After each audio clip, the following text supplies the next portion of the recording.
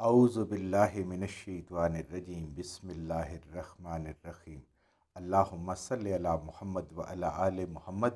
اللہ جل شانہ کا بے حساب کرم احسان اس ذات کا کہ جس نے ایک دفعہ پھر قرآن مجید سمجھنے کے لیے یہاں پہ ہمیں اکٹھا کر دیا۔ آج ہم انشاءاللہ اللہ کے فضل سے، اس کی رحمت سے، اس کے بے حساب کرم سے اور اس کا شکر ادا کرتے ہوئے 11ویں پارے کی ابتدا کریں۔ سورہ توبہ 11ویں پارے کی پہلی آیت۔ اعوذ باللہ من الشیطان الرجیم یعتذرون الیکم اذا رجعتم الیہم قل لا تعتذروا لن نؤمن لکم قد نبأنا اللہ من اخبارکم سیر اللہ عملکم ورسولہ ثم تردون الی عالم الغیب والشہادۃ فینبئکم بما کنتم تعملون۔ یعتذرون، عذر لائیں گے، بہانے بنائیں گے۔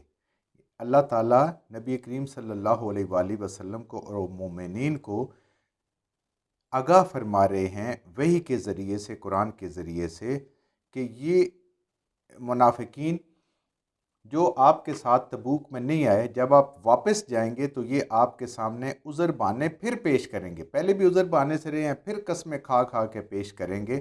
تو یہ پیشگی اطلاع ہے کہ یہ اپنے اوپر لگے ہوئے سے الزام کو ہٹانے کی پوری کوشش کریں گے۔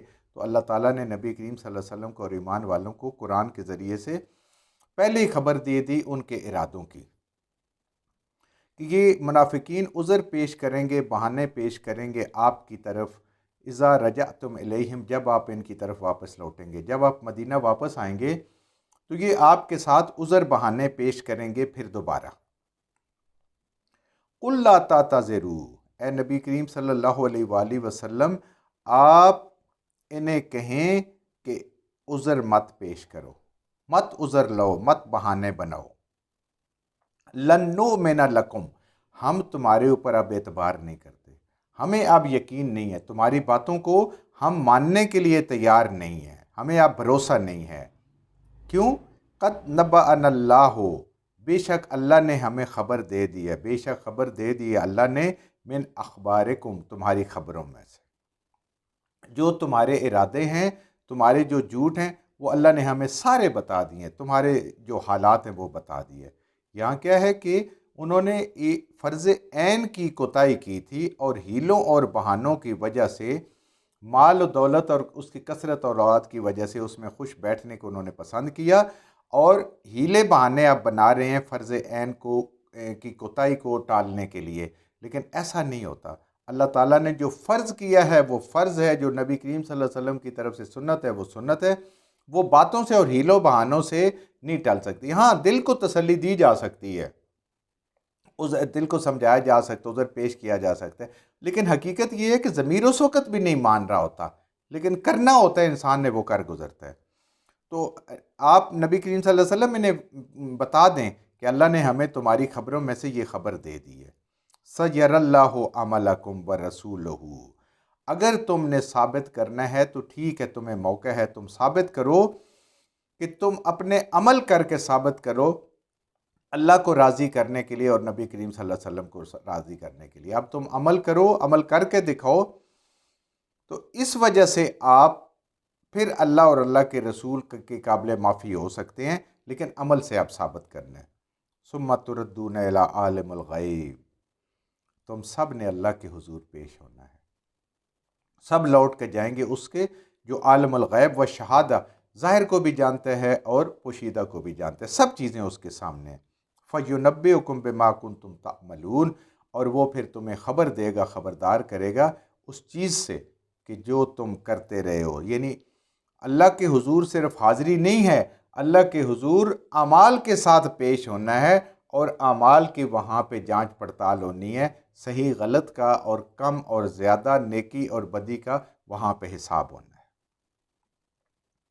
یعنی انسان دنیا میں تو بہانوں سے کسی کو راضی کر سکتا ہے اور عزت لے سکتا ہے، لیکن رب کے سامنے بہانہ نہیں چلتا۔ تو اس لیے اللہ فرما رہے ہیں کہ اب بہانے نہیں چلیں گے، عمل سے ہاں اگر ثابت کرو گے۔ اللہ کی ذات بڑی کریم ہے، نبی کریم صلی اللہ علیہ وسلم بھی بڑے کریم اور رحیم ہیں۔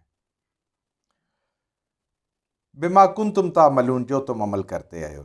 سیحلفون باللہ، یہ ضرور قسمیں کھائیں گے ان قریب اے میرے حبیب صلی اللہ علیہ وآلہ وسلم اللہ کی، اور قسمیں زیادہ کھاتا ہی منافق ہے اور جھوٹا آدمی ہے لوگوں کو یقین دلانے کے لیے۔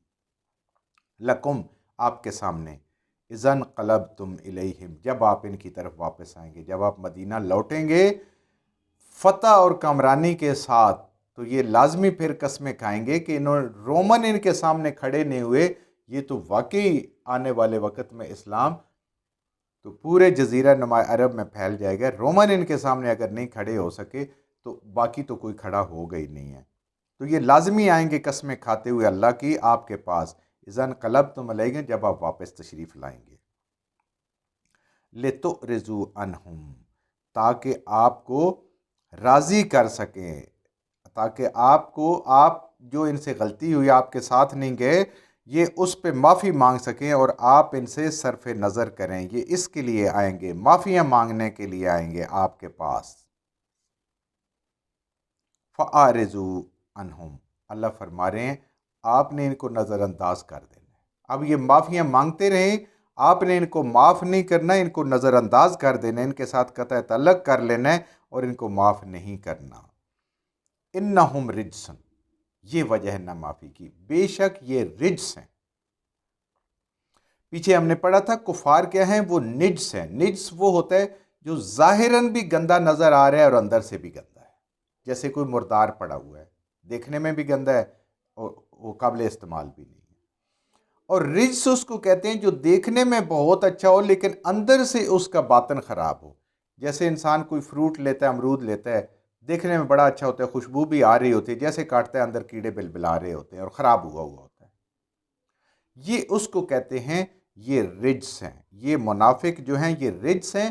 یہ باہر سے بڑے خوبصورت لگتے ہیں، باتیں بڑی اچھی کرتے ہیں، ظاہر ان کا بڑا اچھا ہے، لیکن اندر سے ان کی باطن جو ہے وہ خباثت سے بھرا ہوا ہے، یہ باطنی خبیث ہیں اور یہ ناپاک دل والے لوگ ہیں۔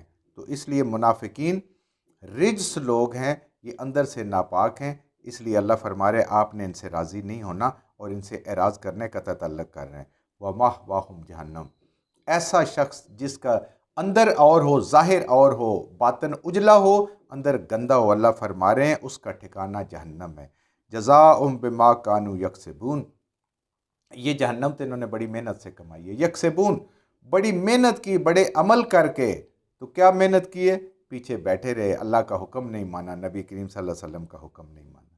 تو اللہ فرما رہے ہیں کہ دنیا کی محبت میں انہوں نے اللہ کے حکم کو ٹالا، فرض کو چھوڑا انہوں نے، تو یہ ان کا اب اپنی کمائی ہے، جہنم ان کی ہے۔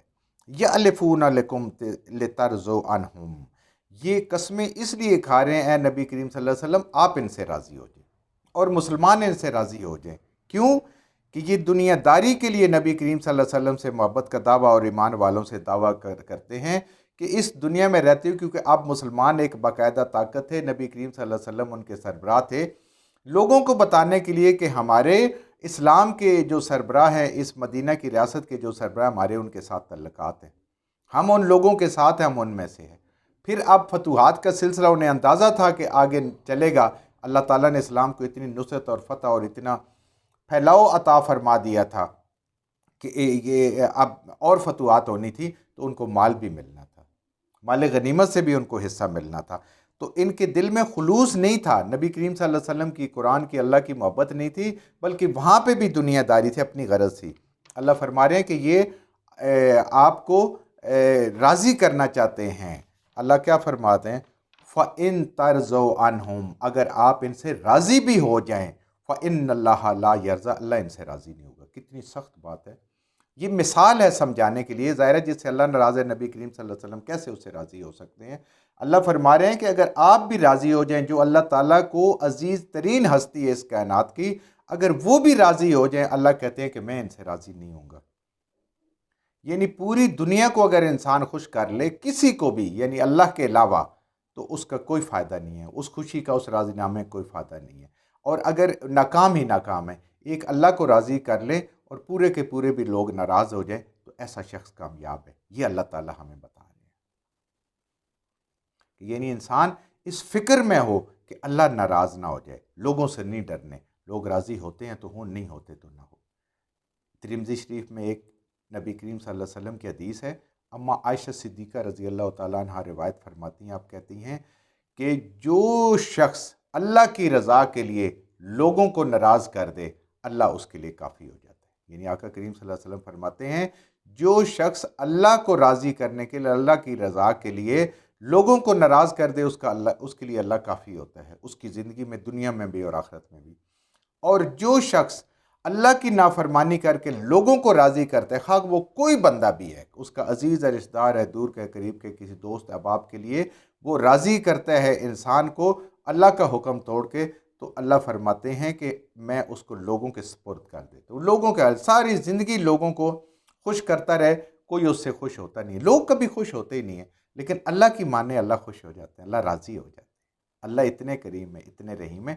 بندہ تو راضی، کوئی ماں باپ نہیں کسی سے راضی ہوتے ہیں اگر صحیح دیکھا جائے تو۔ ماں باپ اولاد سے راضی نہیں، اولاد ماں باپ سے راضی نہیں، بہن بھائی سے راضی نہیں، بھائی بہن سے راضی نہیں، بھائی بھائی سے راضی نہیں، بہن بہن سے راضی نہیں۔